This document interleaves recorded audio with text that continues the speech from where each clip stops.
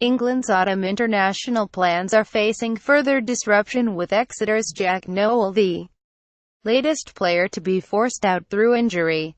The British and Irish Lions winger is still undergoing checks after he sustained a blow to his left cheek, and it is understood he is unlikely to resume playing for at least 5 weeks, ruling him out of the November tests against Argentina and Australia.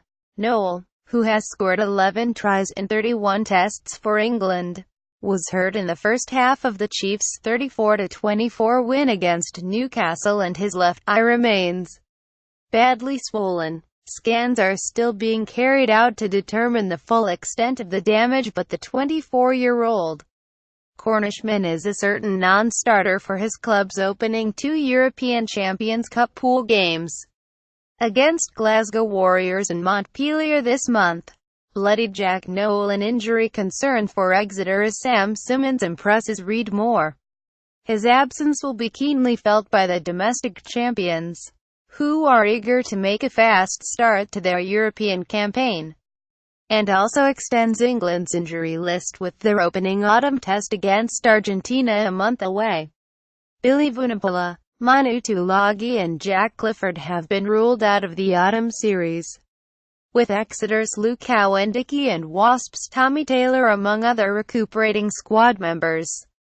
England's head coach, Eddie Jones, does at least have plenty of wing cover, with Johnny May, Anthony Watson, Elliot Daly and Marland Yard all vying for starting places against the Pumas on the 11th of November.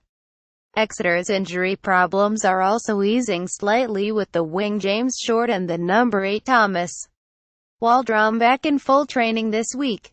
John's predecessor, Stuart Lancaster, has responded coolly, meanwhile, to the publication of extracts from Rob Andrews' new book, which are critical of how England's 2015 Rugby World Cup campaign was handled.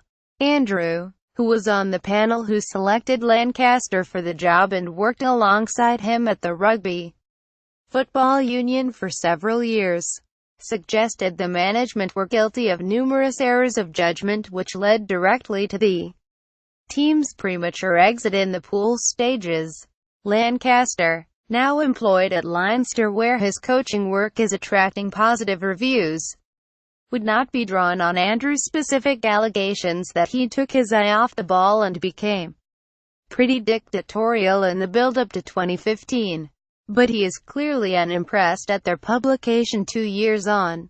You learn a lot about yourself as a national team coach, and you learn a lot about other people as well, he said. I have to say I didn't see this coming. I wasn't aware that anything was being written.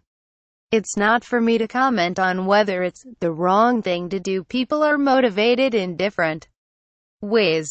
But I guess it's part and parcel of being a national coach. When you take the responsibility, you're accountable when it doesn't go well. I think I did that from the start, and I will still continue to do that.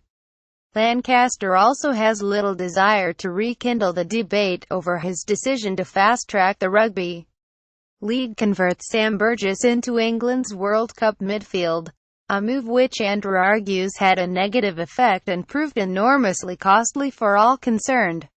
I'm not going to go there, Lancaster replied. I've got my thoughts and I'll keep them to myself for the time being. I don't think it will do anyone any good by going back all over that now. Everybody's entitled to an opinion. Rob has given his, and that's his right, I guess. I coached England for over 50 international games. You go through good times. You have great wins and great moments. But you go through tough times as well.